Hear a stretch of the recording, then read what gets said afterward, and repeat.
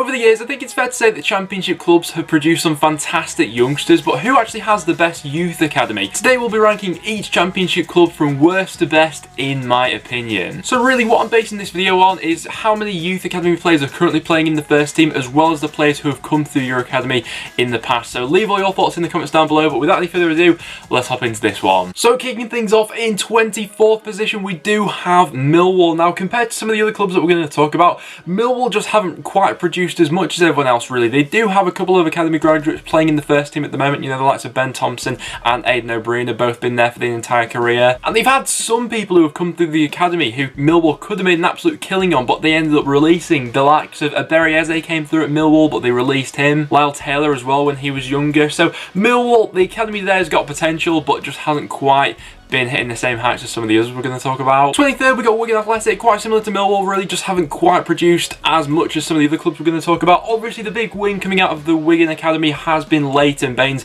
What a career he's gone on to have. At the moment, the biggest prospect at the club has to be Joe Gelhardt, probably one of the most promising upcoming strikers in the league actually. Given a chance, I think he could go on to become something really special. 22nd could be a bit of a controversial one, but I've gone for Sheffield Wednesday. I'd say that Wednesday are probably one of the biggest clubs in the Championship in terms, you know, like historically and the size of the fan base and everything like that. But if you actually look at their academy, they've not produced all too much. Of course, Jamie Vardy will be the #1 that people point to, but they released him when he was 16 and they didn't recognise the potential from him then, so I'm not sure that they can actually claim that one really. They do get a few marks though for the people who have come through their academy and they're playing in the first team at the moment. You know, Liam Palmer came through the academy there, the two goalkeepers, Wildsmith and Dawson as well. I'm interested to see how their careers pan out. But I think given the size of the club, I just thought that they'd produced a little bit more over the years. 21st position, we're going to have Luton Town. Perhaps in the last few years they haven't produced as much, but over the years Luton have actually had some really decent players come through their academy. The likes of Matthew Upson, John Hartson back in the day played at Luton for a bit, Curtis Davis, and then more recently they've had players like Jada Silva who was in their academy briefly. Corley Woodrow as well, who's doing so well at Barnsley this season. They made quite a bit of money on him. So Luton haven't got the worst track record with academy players. They've got a decent bunch. 20th is going to be my club, Preston North End. Now recently we have produced some really decent academy products, but over the years we've not really had the most successful academy, I wouldn't say, but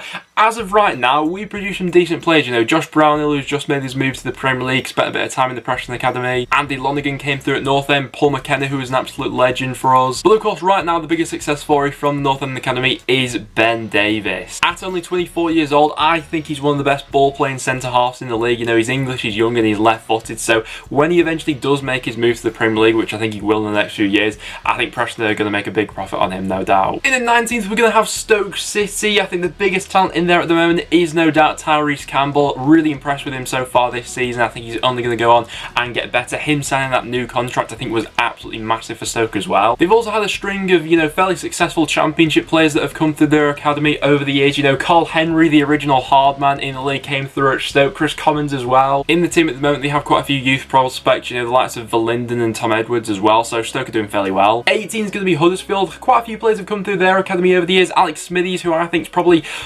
still remains to be one of the most underrated goalkeepers in the league. I think he's absolutely brilliant. He spent a lot of time at Huddersfield, came through the ranks there, won promotion with them in that dramatic penalty shootout. Tom Clark, Preston North End's captain, came through the academy there. Philip Billing, who they managed to make about a £15 million profit on. Dwayne Holmes, who's doing well at Derby this season, but the biggest prospect coming through at the moment is no doubt Lewis O'Brien. He's been absolutely terrific this season. In its 17th, we're going to have QPR. Now, looking through their academy graduates, they've not had all too many people that have come through the academy, but the obvious one to talk about is Raheem Sterling. So for that one, they are bumped, you know, quite a bit up this list. He spent 7 years at the club as a youngster before eventually making his move to Liverpool. In the end, that cost Liverpool, I think, around £2 million, which was fantastic business for them, but for QPR to make so much money from a youngster at the time seemed like a really good deal for them. I think Raheem Sterling's probably going to be, I mean, he's probably going to be the best player we talk about on this list as a whole, really, in terms of players who have come through Championship academies. I mean, in terms of a player who I myself have watched live, when Preston played Man City this season in the Cup, Raheem Sterling was absolutely mental. It was tough to separate these next few clubs because I think they've all produced some fantastic players over the years. Coming in 16th position, we are going to have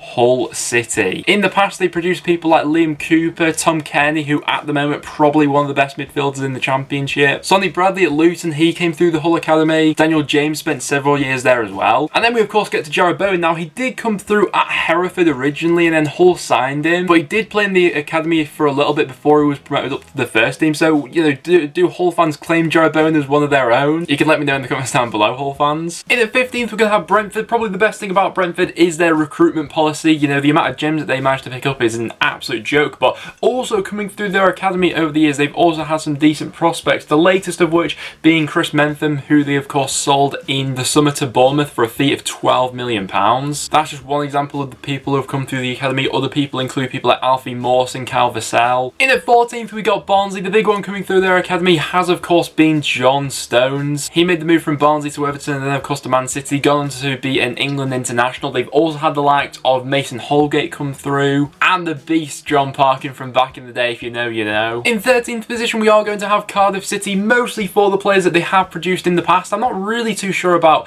any sort of upcoming promising players that Cardiff have got at the moment. Cardiff fans, let me know down below if you've got anyone coming through the youth ranks who you're quite excited about. But in terms of people who have come through in the past, they've got quite the catalogue really. The biggest of which, of course, being Aaron Ramsey. Other people who have come through the likes of James Collins, Robbie Earnshaw, what an iconic Championship striker he was. Joe Ledley and Joe Rouse, who's currently playing for the club there. The only thing that really holds Cardiff back in this ranking is the lack of youth team players that they got in the team at the moment that play regularly. Joe Rouse really being the only one. Coming in at 12th and at the midway point of today's video, we do have Blackburn Rovers. Now, to be fair to Blackburn, I've got to give them credit for producing probably two of my favourite footballers of all time really supporting Preston. That being Paul Gallagher, who's currently still at Preston, absolute icon for us, and Joe Garner as well. Both of them came through the Blackburn Academy. They've also made quite a bit of money out of player sales recently. The likes of Grant Hanley, who went to Newcastle a few years ago, David Raya, who moved on in the summer to go to Brentford for a fee of around about £3 million.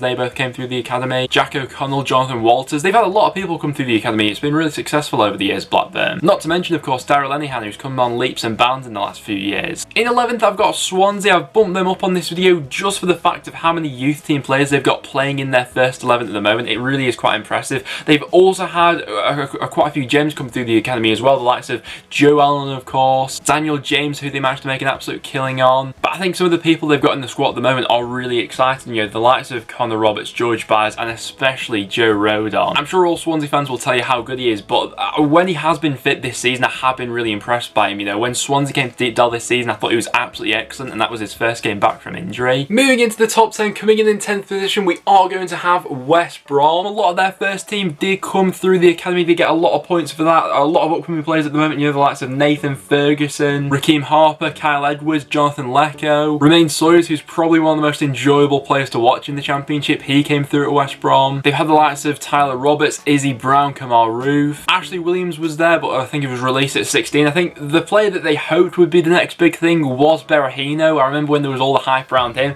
That one didn't quite turn out the way a lot of West Brom fans thought. Back in the day though, people did think that he was the next big thing. In 9th, we are then going to have Reading. Reading are a club who I think consistently managed to turn out good youth prospects. They've had quite a few come through this season. I caught a glimpse of a few of them in the cup games that Reading have had this season. Some of them look like real prospects. But I think the number one win for the Reading Academy has to be Gylfi Sigurdsson. I mean, he only had one sort of full season in the Championship, but what a season that was with Reading. He scored 20 goals and got 10 assists in the 9/10 season. Other players who have come through at Reading include the likes of Alex McCarthy, Michael Hector, Jake Cooper. Now, there's not a lot to separate these next few clubs. I think they've all got excellent academies. The first of which, coming in 8th, is going to be Middlesbrough. They've had a lot of appearances this season from youth team players, the likes of Dale Fry, a lot of hype around him. Ainsley Pears, who's done absolutely terrifically of filling the boots of Darren Randolph. Spence, who looks like a real prospect at right back this season. Also the likes of Cullerson, Tavernier. And then we get onto the people that Middlesbrough have actually sold in the past and made a lot of money on. The likes of Ben Gibson, Adam Reach when he made that move to Sheffield Wednesday. They've had Stuart Downing, who's an absolute club icon. Middlesbrough produced a lot over the years and deserve a lot of credit for that. In 7th position, we then have Bristol City for the sheer fact of how much money they've made over the last 5 or so years by selling their youth products. I think that Bristol City are probably like the best club in the Championship for marketing a player, getting their value up and then selling them for just a mad amount of cash. But Bristol City have done that really well with some of their youth prospects, of course, the latest of which being Lloyd Kelly, who they sold for £13 million in the summer to Bournemouth. Before that, they've then had the likes of Bobby Reid, who went for £10 million, Joe Bryan, who went for £6 million. It has been a really productive like 5 or so years for the academy at Bristol City. I think the latest player who I'm really excited for is Semenyo. Bristol City always seem to have that next player who's up and coming. Coming in 6th position, we are then going to have Fulham. The most recent success of the Fulham academy has to be Ryan Sessegnon. You know, they made an absolute killing on him. Championship Player of the Year for the season. Fulham got promoted. I think he scored 16 goals that season. Ryan Sessegnon, he's still only 19 years old. Feels like he's been around for absolutely ages, but other wins coming from the Fulham Academy. Moussa Dembele, who they picked up from PSG's academy. Right now, he's one of the most in-demand strikers in Europe. A few other people have spent time in their academy, both goalkeepers they've got there, you know, Bettinelli spent his whole career there, Rodak as well. And at the moment now, obviously, a lot of eyes are turning to Steven Sessegnon. In 5th place, we're going to have Birmingham. They've probably got the most exciting youngster in the Championship at the moment in Jude Bellingham. I think that everyone's excited to see when he does leave Birmingham, where's he going to end up going. I think that when he does make that move, Birmingham are going to make an absolute fortune on him. For the age he is, though, he's been absolutely terrific this season. I'm looking forward to seeing the development of his career. But in the past as well, Birmingham have also produced some absolute gems, some really exciting wingers, the likes of Damari Gray and Nathan Redmond both came through Birmingham. Jack Butland's another one, although his career has fallen off of recent years. Back in the day, was built up to be, you know, the next best thing for England. And now these next four were really hard to split. Coming in 4th position, we are going to have Derby County. I think that in terms of the young players that Derby currently have in their squad at the moment, they're probably the most exciting in the Championship in terms of the number of players they have at a young age and the potential that they've got on their hands. You know, we've seen Koku integrate a lot of them throughout the season so far. They've got the likes of Louis Sibley, Max Bird, Jason Knight, and of course Jayden Bogle. At only 19 years old, I'd say that Bogle's one of the most complete fullbacks in the league. There's no doubt that he's going to play in the Premier League. But then of course we look at some of the other players that Derby have produced in the past and of recent years as well. You know, Will Hughes, they made a lot of money on him. Jeff Hendricks, another one to add to that list as well. Tom Huddleston, who of course is at the club once again, he came through at Derby. They've got a really good setup there. Then coming in 3rd position, we are going to have Nottingham Forest. Now, between Forest and Derby fans can battle this one out in the comments down below. There wasn't a lot to separate their two academies, hence why they're so close to each other